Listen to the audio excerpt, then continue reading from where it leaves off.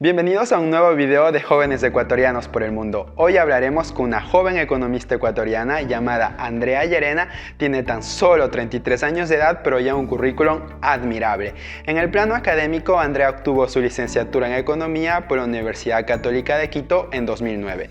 Entre el 2010 y el 2013 obtuvo dos maestrías, una en Economía y la otra en Econometría por la Universidad Torcuato Di Chela en Argentina. Y en estos momentos se encuentra realizando un doctorado en Economía en la Universidad de Salamanca, España. En el plano profesional, Andrea ha sido economista en un centro de investigación ecuatoriano y también profesora visitante en la Universidad de Piura, Perú. Y en estos momentos, Andrea es presidenta ejecutiva y economista principal de la empresa Simple, así como profesora de la Universidad Católica de Quito. Dicho esto, les invito a conocerla. Por un país que no deje a nadie en el camino, Ecuador en desarrollo. Hola Andrea, primeramente quiero agradecerte por haber aceptado esta entrevista. Sé que tu tiempo libre es muy limitado, así que muchas gracias por haber hecho un huequito en tu agenda. Dicho esto, cuéntame, ¿cómo te encuentras?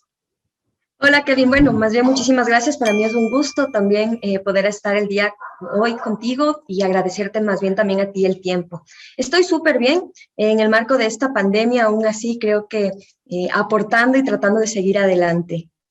Me alegro mucho. Bueno, como lo habíamos mostrado al comienzo del video, pues todo, digamos, toda tu carrera académica y profesional gira en torno a la economía. Y es la primera pregunta que te voy a hacer, que es, ¿por qué decidiste estudiar economía? Bueno, sabes que te puedo decir que a los 18 años yo no tenía tan claro cómo se llamaba la carrera que yo quería estudiar. De algo estaba segura, que quería de alguna forma trabajar con algo que combinara las matemáticas, que a la final siempre me encantaron, y con una combinación y una oportunidad de aportar al país con recomendaciones de política.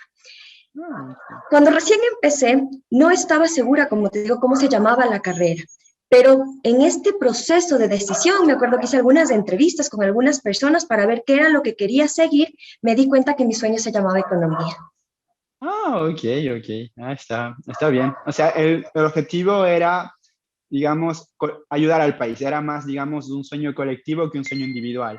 Digamos, era de Creo que poder... combinaba ambas cosas, porque de alguna forma siempre tuve como que estas ganas, siempre traté de ser muy crítica en las cosas, entonces de alguna forma quería hacer eso, pero también tenía que ser combinado algo que sabía que me apasione, que me guste, porque era algo que iba a hacer por el resto de mi vida.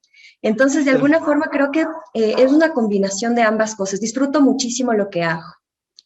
Eso está muy bien. Yo creo que, creo que con esas palabras que acabas de decir a mucha gente que está dudando entre qué carrera escoger, si coger algo que le va a gustar o algo que le va a dar mucho dinero, creo que es muy importante poner todo eso en la balanza. Pero bueno, al final te gradúas de economista y apenas te gradúas un año después decides hacer tu maestría en Argentina. ¿Por qué decides hacer tu maestría después de un corto tiempo de haber terminado tu carrera de licenciatura? Sabes que al pasar los años, mientras yo iba estudiando, para mí era súper claro que las personas no teníamos las mismas oportunidades. La desigualdad de las condiciones para mí marcaban una diferencia súper importante en el bienestar que tú tenías. Dicho esto, para mí era súper importante porque sentía que tenía una responsabilidad más grande. Yo quería generar cambios y con lo que te decía, yo quería aportar. Pero para esto yo estaba consciente de algo, tenía que preparar, tenía que estudiar más, tenía que tener mejores herramientas para poder dar mejores recomendaciones. ¿Qué es lo que hice? Al terminar la carrera, más o menos a un mes y medio de haber egresado, apliqué a la maestría. Prácticamente, ¿por qué lo hice tan corto? Porque tenía que hacerlo, decía, estoy con estas mismas ganas, estoy ya con todo el proceso de aprendizaje encima, vamos a hacerlo de una vez. Esa fue un poco la opción que tenía. Aparte, las clases empezaban en marzo. Entonces, Okay. era eso o esperar un año casi medio adicional para poder iniciar. Entonces, en ese sentido, también tengo que decirte que mi mamá y mi papá jugaron un rol fundamental en el proceso, o sea, en el apoyo, en la decisión de decir, dale, vamos, nosotros te apoyamos, creo que también es súper importante. ¿Y por qué Argentina? La elección de la universidad se basó básicamente en que la Universidad Torcuato Di Tella es una de las mejores universidades en economía en Latinoamérica. Ok. Pero también decides hacer eso también porque tienes una beca de la CENESID, como me contabas antes de comenzar la entrevista. De hecho, yo apliqué antes de tener la beca. La beca, de Ok. hecho, lo hice en el Ok. proceso del primer año, cuando yo ya estaba en Argentina, se abrió la convocatoria. Fue, de hecho, la primera convocatoria de becas de excelencia que hubo acá en el Ecuador. Y yo estando en Ok. Argentina apliqué. Entonces, Ok. di la prueba, me acuerdo allá, me hicieron la entrevista vía, en ese entonces, creo que era vía, bueno, Skype. vía Skype, sí, sí, sí, Sí, totalmente. es que. Lo hice desde allá y me acuerdo, en cambio acá, mamá nos ayudaba pues con todo el proceso que había que hacerlo acá físicamente. Vale Ok. la pena mencionar que también me fui allá con mi hermana. Mi hermana también cursaba su maestría en econometría cuando yo También también soy yo. estaba allá. Entonces, Es- así fue el proceso. Ok, ok, entiendo. Me parece muy importante que recalques el hecho de que el apoyo de tus padres cuenta bastante para dar ese paso, porque la mayoría en Ecuador decide terminar la licenciatura y comenzar a trabajar y después una maestría, pero al final se alarga tanto que al final no lo terminas haciendo.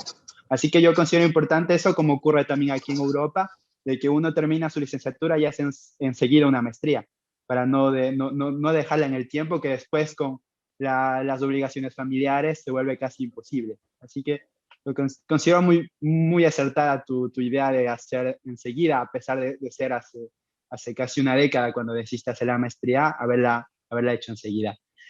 Dicho Tal cual. esto, al final pasas 3 años en Argentina. ¿Puedes contarnos un poco cómo fue tu adaptación a la cultura argentina y el sistema universitario? ¿Cuál es la diferencia entre Ecuador y Argentina?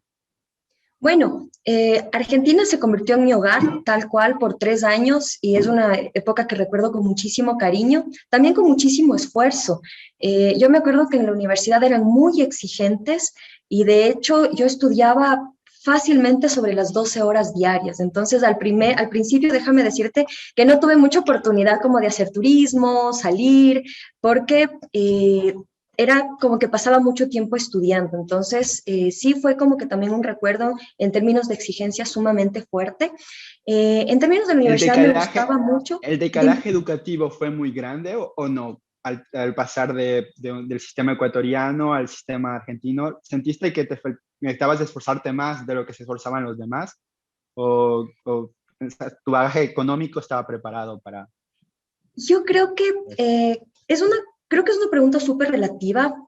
¿Por qué te digo esto? Porque, por ejemplo, yo tenía, al mismo momento que yo estaba en Argentina, tenía también otros compañeros de la universidad que estaban haciendo sus maestrías y creo que también eso dependía de cuál era el enfoque de la maestría. Mi maestría era una maestría sumamente matemática, entonces de alguna forma yo sí tuve que prepararme adicionalmente. Recuerdo el primer trimestre de la maestría, yo tenía que cursar también de oyente matemática 4 y matemática 5 como una opción propia mía, porque sentía que no tenía las bases suficientes. Pero Ok. como te digo, eso dependía. Otras personas que quizás no tuvieron un enfoque tan matemático estaban súper bien. Entonces, quizás a mí me Ok. tocó reforzar un poco más. Al inicio me tocó indudablemente estudiar mucho más. Sí sentía que tenía como que algunas oportunidades de mejorar mi conocimiento como para que se me haga una maestría un tanto más, no sé si la palabra es sencilla, pero más llevable. Ok, ok, entiendo. En Argentina al final estás 3 años porque haces una maestría de 2, pero después haces una doble maestría de 1 año en econometría, ¿ok? Econometría para la gente que no esté familiarizada con el vocabulario de economía es, digamos, la parte más estadística de la economía. Es donde se hacen los modelos para predecir, para estimar, ya sea a nivel macroeconómico, microeconómico, sobre temas económicos, sociales o políticos. Así que decides hacer esta segunda maestría. ¿Cuál fue la motivación después de tener ya una licenciatura, una maestría? A tan corta edad decides también hacer una segunda maestría. ¿Cuál fue la motivación? Claro que sí. Sabes que iba terminando justo la maestría en economía, pero me daba cuenta que había un montón de otras materias que todavía me interesaban y las estaba dejando fuera. Y principalmente estas eran parte de la maestría en econometría. Como tú lo has dicho, la econometría, y como yo lo veo, es una herramienta. Es decir, yo sabía que si manejaba y era experta en la parte de econometría, podría aplicar modelos con base en matemática en diferentes áreas, sociales, educación, salud, protección social, digamos, o área empresarial también, investigación y marketing. Entonces, yo sabía que tenía la oportunidad de poder también trabajar en estas áreas y me especializaba en la econometría. ¿Qué es lo que hice? Al finalizar el 2012 apliqué a esta segunda maestría y en marzo ya empecé a cursarla. Yo me acuerdo que, como te digo, siempre fue una época de muchísimo estudio, eran años con muchísimo esfuerzo, eran duros. Y me acuerdo que mi mamá cuando apliqué me dijo, yo sé que es duro ahora, pero vas a ver que vas a regresar con más herramientas y te va a servir para toda tu vida. Y eso es cierto, así fue. Ah, está bien.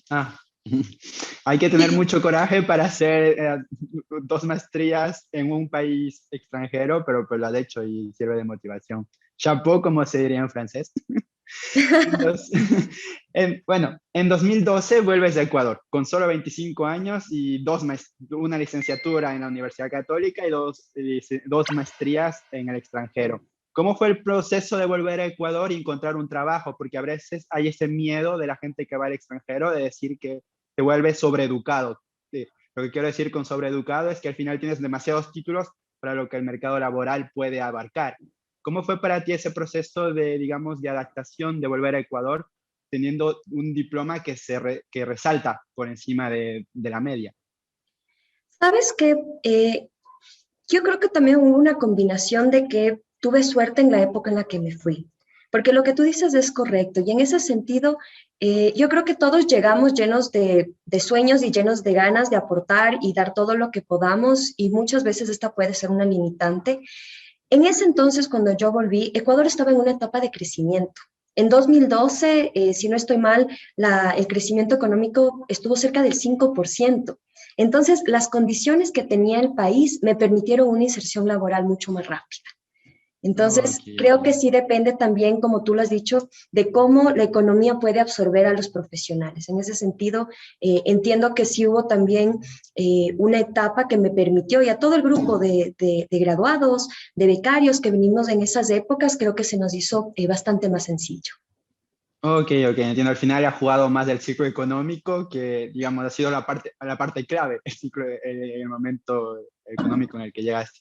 Entiendo, supongo que ahora, si ir al extranjero, va a ser un poco más difícil al volver, dado digamos, creo que sí es estagnación en español, no sé, creo que es cuando no estás ni Estancó. creciendo pero bueno, lo que quiero decir es que ahora en este proceso, digamos, que está de transición de políticas, porque pues estamos pasando va a haber un gobierno ahora un poco más liberal, de políticas más de derechas, pues habrá una transición y se verá, tomará tiempo hasta que, digamos, todas las políticas que el nuevo gobierno instaure tomen tanto para bien como para mal sus frutos. Así que supongo que, no, es mi idea, supongo que ahora volver del extranjero va a ser un poco más difícil al encontrar trabajo, dado también el contexto de pandemia. Exacto, justo yo iba más bien por ese sentido, pensando que estamos en una condición que nos ha golpeado inicialmente una pandemia y que luego eso ya generó una desaceleración económica, digamos que ahora ya se ve en todo lo que es empleo, en empresas. Entonces, yo creo que la situación siempre juega un rol fundamental en el momento de la inserción laboral. Ok, pero por ejemplo, vuelves a Ecuador, está el ciclo, digamos, el ciclo económico está ascendente, así que está todo muy bien. ¿Cómo es para ti en las entrevistas de trabajo el venderte? Porque al final tienes 2 maestrías en el extranjero y supongo que para alguien que quiera contratarte debe ser, digamos, debe ser un poco difícil decir es que va a querer un salario muy elevado, es que va a querer algunos beneficios que no le puedo dar. Para ti fue fácil encontrar un trabajo dado las circunstancias y digamos, el currículum que tenías sobre ti. Sí, en realidad, como estábamos en el boom también de las maestrías, digo, ya tomaba como mucho sentido el hecho de que vengamos como que con este montón de preparación sobre nuestros hombros. Entonces, de alguna forma, creo que también en las entrevistas, la definición de eso motivaba a las personas. Lo que sí es importante mencionar es que de alguna forma un título te puede dar la apertura a una puerta. pero luego ya mantener el trabajo ya depende de ti. Entonces, nuevamente, no es solamente el conocimiento de que tú tienes, sino cómo tú lo aplicas en el trabajo. Entonces, en ese sentido, creo que cuando te hacían las preguntas, más allá de solamente ver esta definición académica que ellos veían dentro de tu CV, era también en términos de ciertas preguntas, en términos de ciertas perspectivas, cómo veías, cómo tomarías decisiones. Entonces, si bien es clave la preparación justamente para tomar y hacer recomendaciones técnicas que son fundamentales, creo que también el juego de cómo tú lo tomas en cuenta, la perspectiva, tu opinión, son un aporte fundamental. Ok, ok. Gracias, gracias por tus consejos para la gente que va a entrar al mercado laboral pronto. Listo. Paso a la siguiente pregunta. Años más tarde, en 2015, comienzas tu carrera académica, ya no como estudiante, sino como profesora y como profesora visitante en la Universidad de Piura, y ahora en 2019 como profesora en la Universidad Católica, donde eras estudiante años atrás. ¿Cómo se siente ser profesora universitaria siendo tan joven? Porque normalmente uno cuando mira a la universidad se imagina profesores de 50, 60 años y ya a punto de jubilarse dando clases. ¿Cómo fue para ti esa experiencia, sobre todo el primer año de llegar y ver que tal vez tenías la misma edad que algún estudiante que estaba intentando sacarse su título de economía? Bueno, dar clases en general es una experiencia increíble. El hecho de ser joven creo que también me permitió tener una cercanía a los estudiantes, porque no había como este salto generacional. De alguna forma, siento que podía como también entenderlos y podía ayudarlos a medida de lo posible.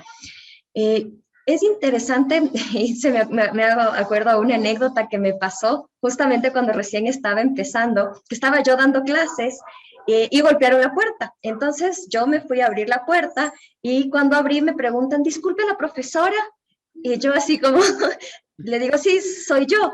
Y me dice, la profesora es usted, pues se le ve súper joven. Entonces, claro, me llamaba la atención porque en efecto, ya cuando viéndonos como todos en un conjunto, éramos de edades muy similares, entre 20 y 25 años, porque yo usualmente daba también a cursos, ahora, por ejemplo, en la Facultad de Economía, doy el curso de especialización en el último semestre, y cuando estaba dando en cambio en Perú, les estaba dando más o menos faltando un año para que se gradúen, que les daba también áreas de economía, econometría y microeconometría. Entonces, fue súper interesante, fue súper chistosa esa anécdota que me pasó. Ok, ok, pero respecto a los estudiantes, ¿había ese tabú en modo, al ser muy joven, tal vez no vas a explicarles bien o todo fue muy, muy bien desde el comienzo? Te digo esto porque a mí me pasó en experiencia propia. Siendo profesor, los estudiantes me miraban como sentía como aquí las clases son como en las películas, que está el auditorio que sube así. Ves todos los estudiantes que te miran con una incredulidad, sobre todo la primera semana, porque dicen, yo creo que él no sabe, o sea, tiene mi edad, yo creo que él pueda enseñarme, pero al final, después de algunas semanas, se convencieron de que no, que si era joven y estaba ahí era porque tenía la capacidad para poder enseñar. No sé si a ti te pasó lo mismo, que había esa incredulidad en tus estudiantes de decir, no, tal vez esta profesora no tiene la experiencia para transmitirme los conocimientos. Sabes que nunca me lo dijeron quizás directamente, es muy probable que haya pasado, porque como tú dices, al ser muy cercanos, quizás ellos viéndose como estudiantes y viendo a una persona como docente muy cercana a su edad, digo, es posible que haya pasado eso por sus mentes, no, en ese sentido no te lo pudiera negar, pero de alguna forma creo que a medida que iban las clases, yo lo que también siempre traté es no solamente de dar las clases, sino atarlo mucho con la evidencia que yo sacaba de mi experiencia laboral. Yo he trabajado siempre en consultoría, entonces de alguna forma como que siempre les iba contando, ¿no? Digamos, ok, este es el modelo y les cuento cuando hice este modelo, cuando apliqué, cómo lo hice, cómo enfrenté. Entonces como que trataba de balancear las cosas, considerando no solo la teoría, sino también mi experiencia. Mi hipótesis quizás es que de alguna forma también cuando ellos visualizaban eso, como tú decías, podían estar más tranquilos en términos de que uno, tenía súper clara la materia y dos, les podía también dar fortalezas en términos de cómo pueden ellos de alguna forma enfrentar ciertos obstáculos ya en la vida diaria en términos de la aplicación de esas investigaciones o modelos que tenían que hacer. Está bien. Una, Sí. una buena experiencia y anécdota para toda la vida. Yo me voy a acordar siempre cuando entré la primera vez a dar clases, que pensaban que yo era el estudiante, digamos, rebelde, que se iba a poner De frente. de frente del profesor y que venía solo a hacer una broma. Y ya cuando veían que pasaba el tiempo y que yo seguía ahí, no sé, era, digamos, en modo el profesor cuando viene. Y yo digo, no, soy yo el profesor, estoy esperando que hagan silencio. Pero bueno, queda como anécdota. En paralelo a tu carrera académica, que pues está ya formada, sea profesora visitante, profesora ahora en la católica, pues ya es experiencia ya, digamos, relevante en tu currículum. Pero aparte de eso, en el aspecto profesional, eres presidenta ejecutiva y economista principal de la empresa Simple. Creo que sí sea así, ¿no? Porque hay muchas M y muchas P en el título.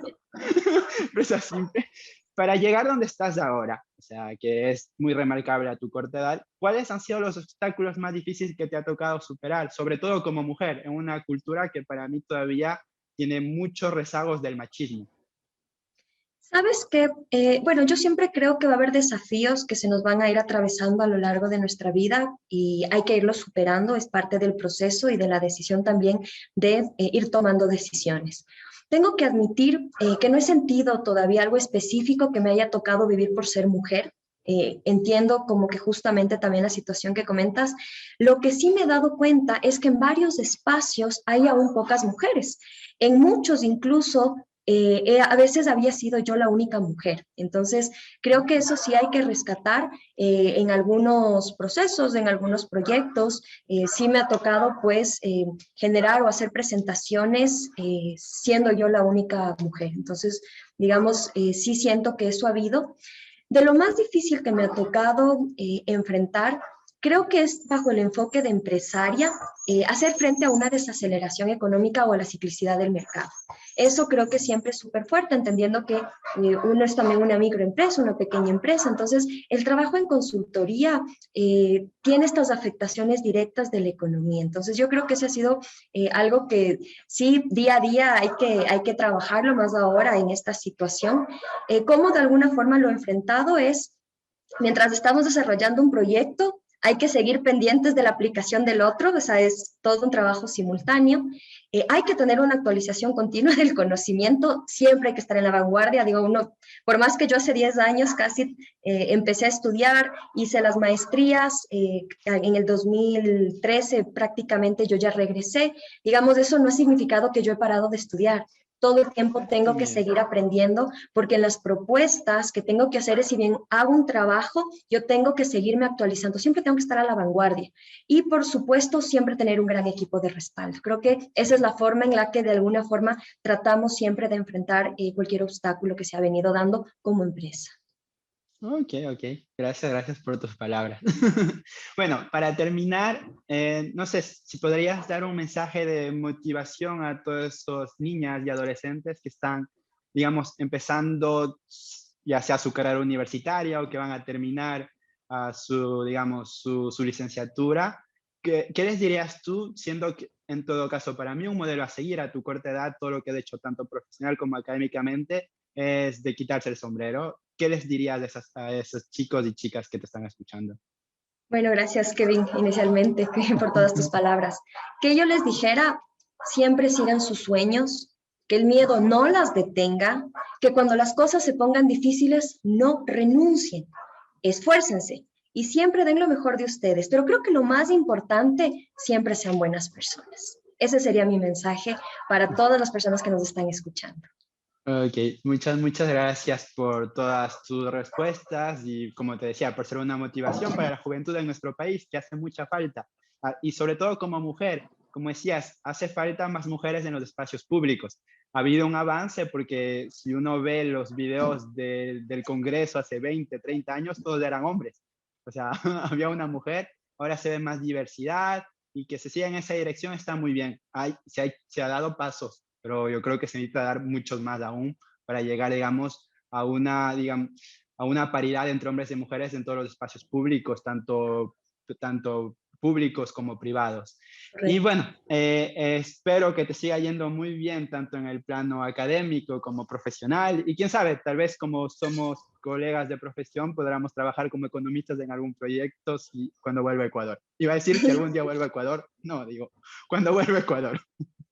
Listo, muchas gracias por todo, por todo tu tiempo ahora. Y antes de terminar esta entrevista, para las personas que nos están escuchando, si conocen también algún ecuatoriano o ecuatoriana que pueda ser un ejemplo de motivación para nuestro país, como Andrea, y que su historia merezca ser conocida, no duden en escribirnos y nos pondremos en contacto con esas personas. Hasta la próxima y tal vez nos veamos pronto, ya sea por Skype o en Ecuador. Cuídate mucho, Andrea. Un saludo. Muchísimas gracias, Kevin. Agradecerte mucho por el tiempo y felicitarles por el gran trabajo que hacen. Un fuerte abrazo y espero en cualquier momento que nos podamos encontrar para poder trabajar en cualquier proyecto y siempre sacarlo adelante. Qué gusto, muchísimas gracias. Hasta luego. Chao.